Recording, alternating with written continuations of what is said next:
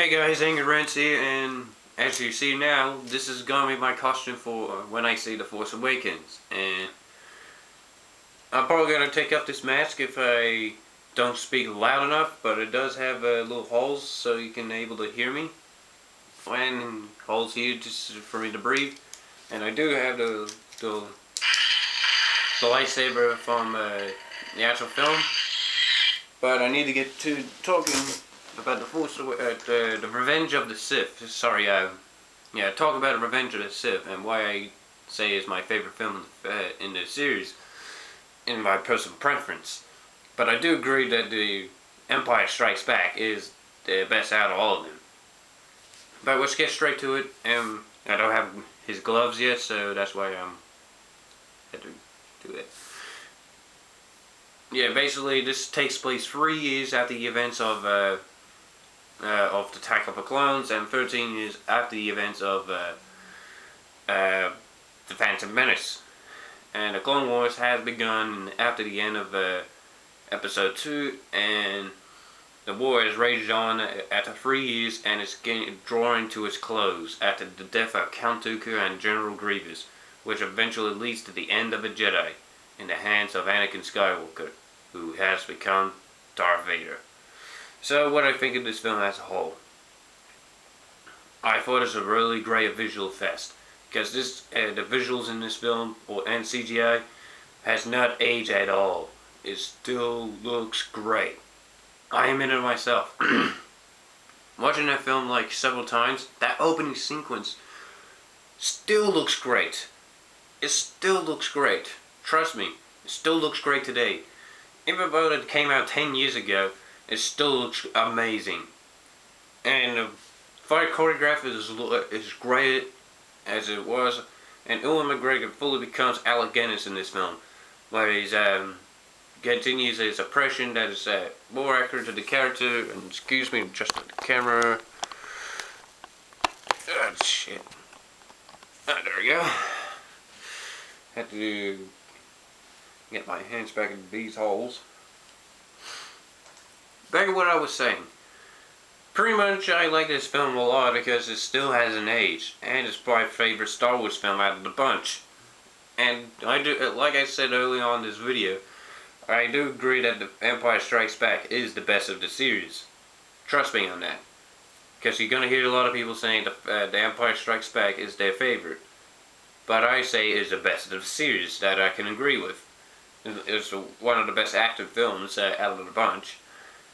And Episode 6 pretty much or Return of a Jedi, as it was called back in the day, became a little bit too ridiculous.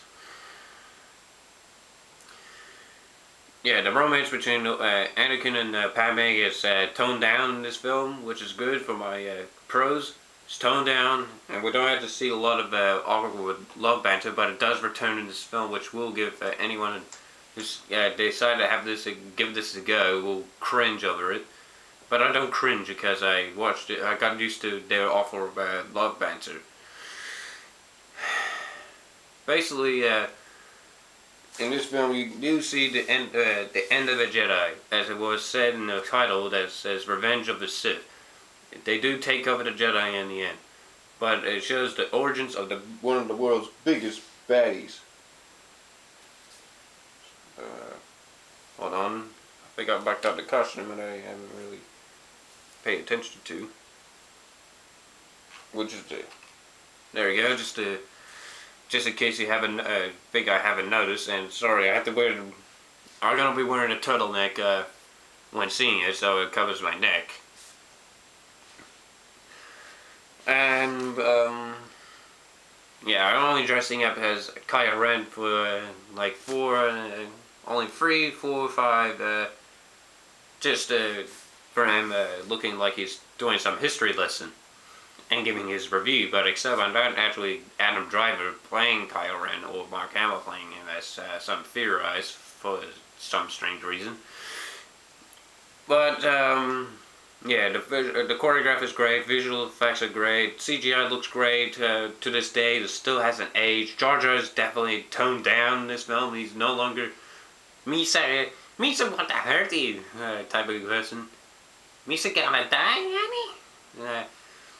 luckily he's not in like all in the film. He's just there for like 2 scenes, which is a good sign from George Lucas, because he knows he doesn't want to upset the fans again if he let Jar Jar appear. And I noticed that when I was a kid. I would go where Jar Jar is not in this film. It's best for it. If I rewrote episode 3 just to remove some of the bad or cheesy dialogue, I will give her some of the love. I will change the love banter scenes just for her to make sense, and to change the way some things are executed.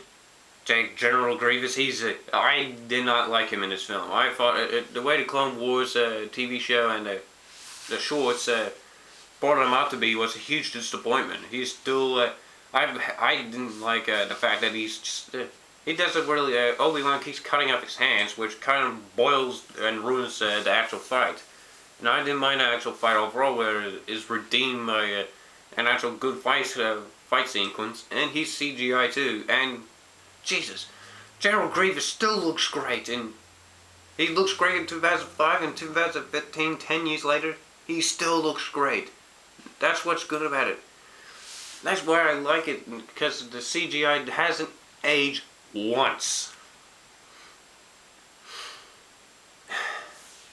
And I don't even know why everyone says this has the most problems. The most problems came from episode 2, not this one. And I felt sorry for George Lucas at times, because he's trying his best, and all the fans are giving him is just the middle fingers. And I was the creator, I would abandon it just same in that way too. Because the fans will be awful people. That's what I hate about this fan base. The fan base can be acting like childish when talking about the prequels or talking about George Lucas as a whole. They don't even give credit to George Lucas creating the films in the first place. He created the films in the first place. If he never made it, I would not be talking about it, and I wouldn't get excited for The Force Awakens, and we would have loved Star Trek. What Star Trek?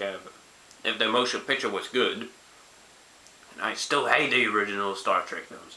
I hated the first, third, fifth. Boring. And I don't even know why people say the prequels are so bad that makes original Star Trek films that are bad enjoyable. I go bullshit, because one,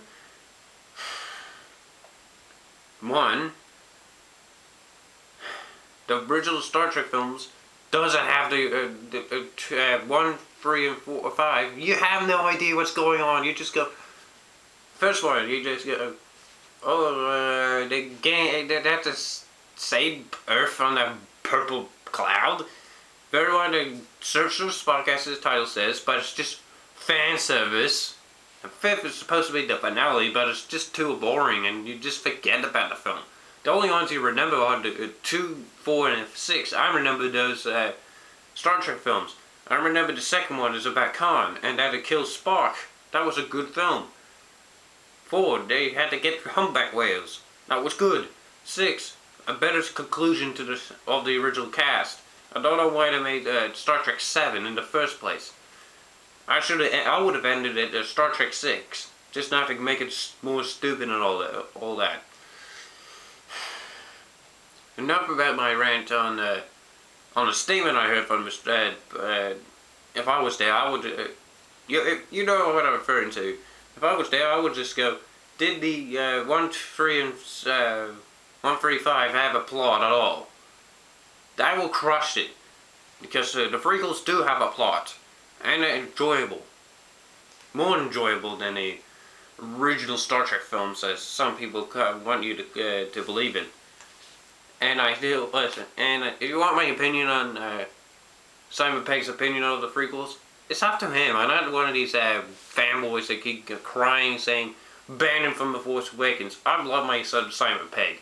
He was great in the Star Trek films, and he was great in Shaun of the Dead, which I imagine was his breakthrough role. And what's next?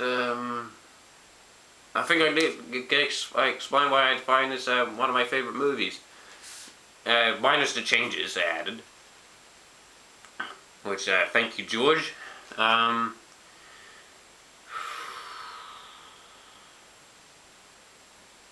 like this film because I like this Star Wars film in the most sense that it feels more satisfying conclusion than Episode 6. To me, that is. But I don't find that Episode 6 a better conclusion. I just find this one more conclusive. And I will get my rating out of the way. I will give this film a 4.5 out of 5 stars. It's a great film, a worth watch. And I will give this film my new satisfaction rating, probably for my favorite films, or worst films I ever seen. But this is my satisfaction rating for some films that I feel like it doesn't deserve a grade. Better than its sex. I don't even know what it is, but it's just better than those pornos. Yeah, if I had to give it a grade, I will give it an A minus. Better than Chris Stuckman's rating of B plus. Or was it B? And I think this is the best out of the prequels. I don't even know why people go just. It is a long shot. By a long shot, it's a great Star Wars film. Why else the critics loved it and gave it an 80% on Rotten Tomatoes. And I thought of for Star Wars films rated at least 80, but I recently checked that Return of the Jedi got a 1% lower, according to Wikipedia, and 1% lower than Revenge of the Sith. If I had to give my predictions of my Rotten Tomatoes rating of The Force Awakens, I expect it 82%. Because there will be those complaining about that if it was extremely good. I expect an 87. I won't be shocked if it's got the same rating as the Star Trek, new Star Trek films. Like the example, the first one. It's got all like nearly 100% on Rotten Tomatoes, if I remember correctly. Yeah, this is my favorite film out of the bunch, and one of my favorite films of all time, and what I always like to pop on by skipping 1 and 2. Yeah, but that's pretty much wraps up my prequels reissue reviews. Expect my original trilogy review on the week before The Force Awakens. Expect that, because I want to make room for the Witcher 3 review, so I can get that done before the new year. Don't even know when my brother's oldest brother's gonna be available for filming, and he's gotta get that Witcher medallion for the review that I gotta wear just for the review.